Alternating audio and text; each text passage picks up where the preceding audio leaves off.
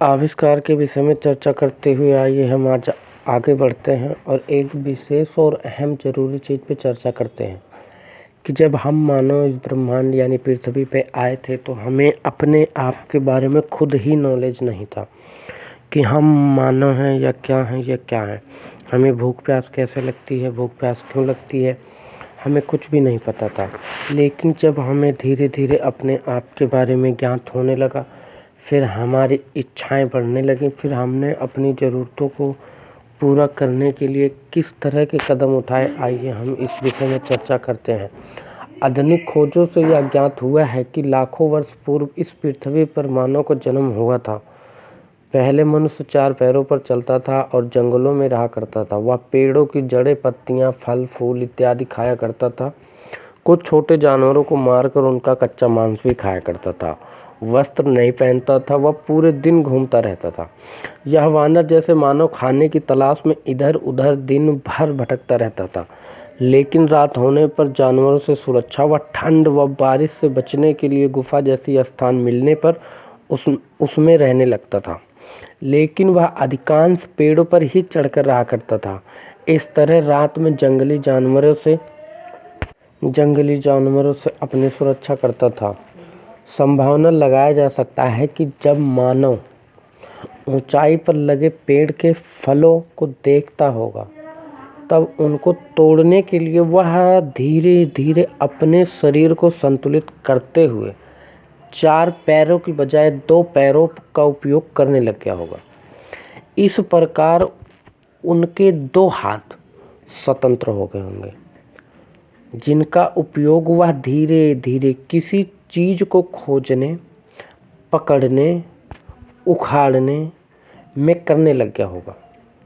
इस तरह वह 2 पैरों का उपयोग चलने एवं दोनों हाथों का उपयोग काम करने के लिए करने लग गया होगा।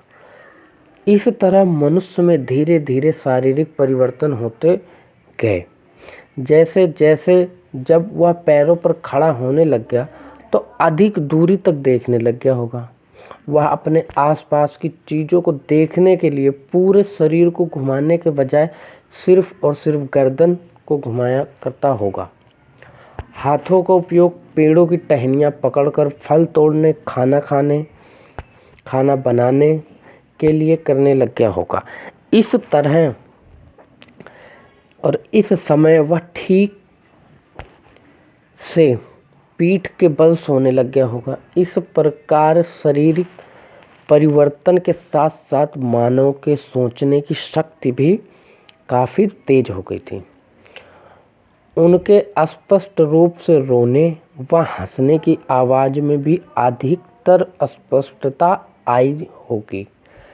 निरंतर आते परिवर्तन के द्वारा जब जब मनुष्य अपनी मूलभूत आवश्यकताओं जैसे भोजन, आवास, सुरक्षा के बारे में भी सोचने लग गया होगा।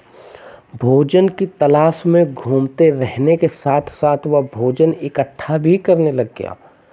जंगल में जानवरों से बचने के लिए लकड़ी, जानवरों की हड्डियां, सींगें और धारदार और नुकीलेदार पत्थरों का उपयोग करने लग गया।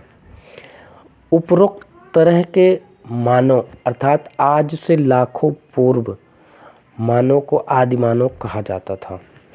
धीरे धीरे आगे चलकर आज हम इतने ज़्यादा विकसित हो गए हैं कि उन्हीं चीज़ों से इतने प्रेरित हुए हैं और उन्हीं चीज़ों से हम इतने प्रभावित हुए हैं कि आज हमने अपने जीवन को सरल और सुचारू रूप से चलाने के लिए इतने ढेरों सारे आविष्कार कर दिए हैं कि आज हमें खुद सोचने पे मजबूर कर देते हैं कि क्या सही में हम वही मानव हैं जो हमारे पूर्वज थे। अगर हम वही मानव हैं तो जो हमने किया है वो ठीक किया है। अगर हम वो नहीं हैं तो जो हमने आविष्कार किया है, जो हमने अपनी ज़रूरतों को पूरा करने के लिए किया है, आज नहीं तो वो कुछ टाइम बाद हमारे लिए गलत साबित हो सकते हैं। गलत साबित इसलिए हो सकते क्योंकि जो चीज़ें हमने अपने भलाई के लिए किया है, अगर हमने उससे फ़ायदा ही फ़ायदा लिया है, कभी भी उस चीज़ की कदर या उसके विषय में हमने कुछ ज्ञात नहीं किया है, तो ये हमने गलत किया है। अगर कोई भी इंसान, कोई भी शख्स केवल और केवल स्वार्थी होने के साथ साथ अपने बारे में सोचता है तो वो अपने लिए नहीं बल्कि पूरे मानवता के लिए गलत करता है। मानव से ही मानवता होता है। एक शख्स की वजह से कोई भी मानवता नहीं बनती है। जहाँ ढेरों सारे लोग पाए जाते हैं, जैसे अब दुनिया है, दुनिया में तरह तरह के लोग और ढेरों सारे लोग पाए जाते हैं, तो हम इसे मानवता के रूप में देख सकते हैं। जब हम अपने मानवता, अपने समाज के पहलुओं को देखना भूल जाते हैं तो हम अपने लिए नहीं बल्कि हर एक इंसान के लिए, अपने आने वाली नस्लों के लिए भी गलत करते हैं। हमें इस तरह से अपने आप के द्वारा बनाए गए नियमों के विरुद्ध कभी भी नहीं जाना चाहिए। अगर हम अपने एक दायरे में रह के अपने काम को अंजाम देते हैं या अपने जीवन को यापन करते हैं तो एक न एक दिन हम उस काम से बहुत ही ज़्यादा लाभ और बहुत ही ज़्यादा फ़ायदा उठाएंगे। जिस तरह हम अपने द्वारा बनाए गए नियमों का उल्लंघन करने से परेशान हो जाते हैं, उसी तरह कुदरत के द्वारा बनाए गए नियमों से अगर हम दूर जाते हैं या उसके विरुद्ध अपने आप को ढालते हैं तो हमें ही पछताना होता है। आज भी वक्त है, आज भी टाइम है, लोग एक दूसरे की कदर करें। दुनिया में चल रहे सारी चीज़ों को हिसाब से किया जाए। किसी भी चीज़ का, किसी भी वस्तु का प्रयोग हद से ज़्यादा ना किया जाए जो आगे चल के हमें नुकसान दे सकती है। वीडियो अगर अच्छी लगी हो तो प्लीज़, और मेरी बात अच्छी लगी हो तो प्लीज़ वीडियो को like, share and subscribe channel को ज़रूर करें। Thank you.